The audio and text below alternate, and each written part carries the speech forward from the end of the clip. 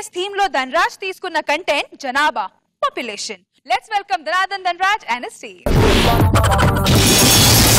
ప్రేక్షకులకి నమస్కారం. మన చర్చావేదిక ప్రోగ్రాంకి స్వాగతం, సుస్వాగతం. ప్రతి వారంలానే ఈ వారం కూడా మన చర్చావేదికలో ముఖ్యమైన సమస్య మీద చర్చించడం జరుగుతుంది. ఆ సమస్య ఏంటంటే అధిక జనాభా.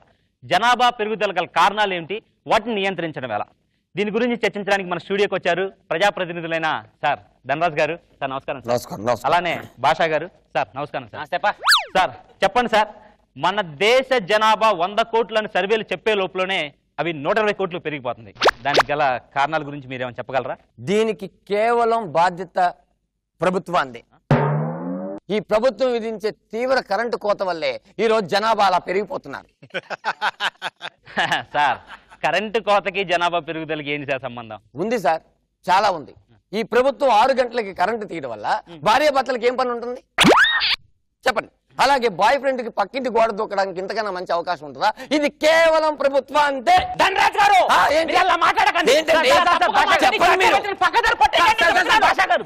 మీరు కూర్చొని మాట్లాడండి సార్. అలా పక్కదారి పట్టించకండి. ఆయన చెప్పినట్టు ఈ బాధ్యత ప్రభుత్వాన్ని కాదు, ప్రభుత్వ పథకాలది. ప్రభుత్వ పథకాలు ఏం చేశాయండి? ఏం చేశాయా? ప్రభుత్వం ఒకరు ముద్దు ఇద్దరు హద్దు అన్నారండి. అవును, అది పిల్లల గురించి అని మీరు అనుకుంటున్నారండి. కాదు, పిల్లల గురించి వాళ్ళందరూ మగాళ్ళందరూ ఫిక్స్ అయిపోయి ఒకరు ముద్దు ఇద్దరు హద్దు, కొంచెం ఎక్కువైనా పర్లేదు సర్దు అని ఫిక్స్ అయిపోయి పెళ్లిళ్ళ మీద పెళ్లి చేసుకుంటున్నారండి. ఏం పథకం అండి? 108 అంట.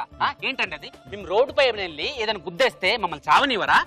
ఆరోగ్యశ్రీ ఏంటండి అది? మాకు ఏదైనా రోగం వచ్చి పైకి పోదాం అనుకుంటే పోనివరా? అవన్నీ కాదండి. చిరంజీవి గారు గురించి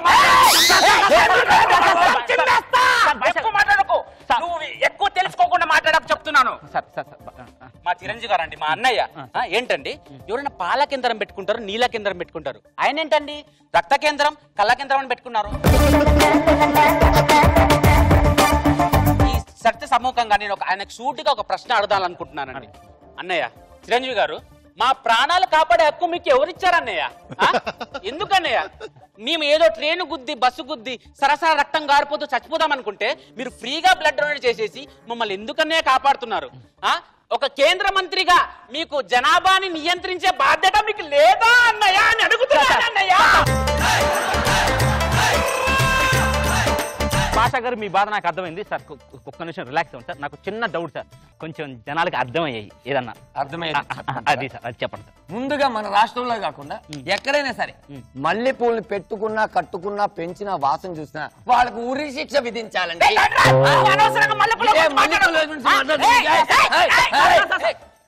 ఆడు చెప్పినట్టు కేవలం మల్లెపూల వల్లే జనాభా పెరగట్లేదండి, మునక్కాయల వల్ల కూడా పెరుగుతుంది.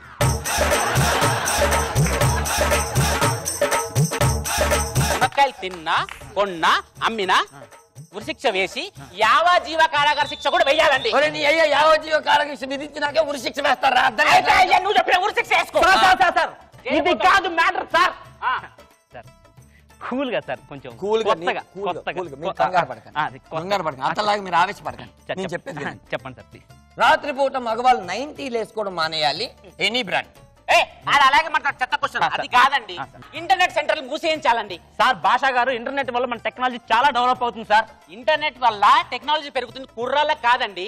ఇంటర్నెట్ సెంటర్ వాడికి ఏ క్యాబిన్ లో కెమెరా పెట్టాలి, ఏ యాంగిల్ లో పెట్టాలి, దాన్ని తీసుకెళ్లి ఏ వెబ్సైట్ లో అప్లోడ్ చేస్తే ఎక్కువ డబ్బులు వస్తాయని టెక్నాలజీ పెంచుకుంటున్నారండి. మీరు ఎక్కువ చేయకండి. ఏమంటే ఇంటర్నెట్ సెంటర్ లోనే ఇంటర్నెట్ దొరకట్లేదండి. ఇప్పుడు టెక్నాలజీలో మొబైల్ లో కూడా ఇంటర్నెట్ వచ్చేసి అది పక్కన పెట్టండి. నేను ఒక చిన్న లాజిక్ చెప్తాను, మ్యాజిక్ అనుకోకుండా వినండి.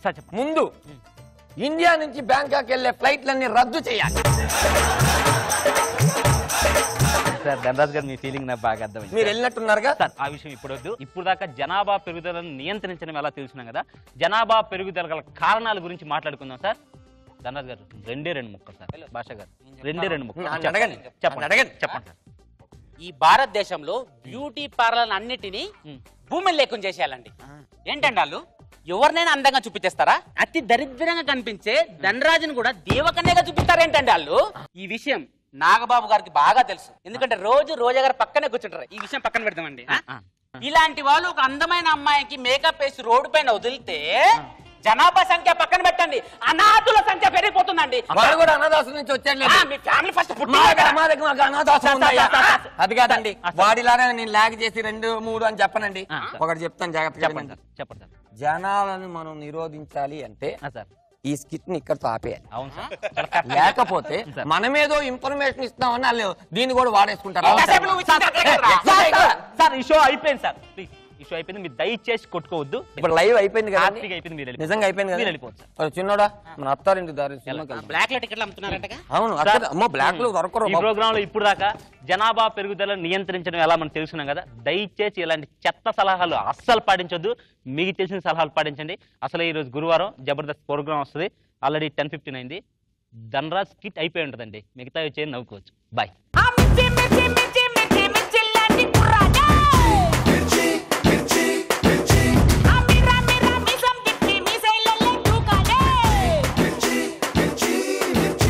వావ్, ఏం టిప్స్ ఇచ్చారో పాపులేషన్ కంట్రోల్ కి. సో జడ్జెస్ మీకు ఎలా అనిపించింది రోజా గారు? నిజంగా మంచి మంచి ఐడియాలు ఇచ్చారు. ముందు ఫ్లైట్లు బ్యాన్ చేసేయాలా బ్యాంకాక్ కి, కానీ అన్ని బాగున్నాయి, కానీ ఆ బ్యూటీ పార్లర్ అనటం ఎందుకు? ఇప్పుడు అందంగా లేరు అనుకోండి, ఎవరన్నా ఏమన్నా అంటారా?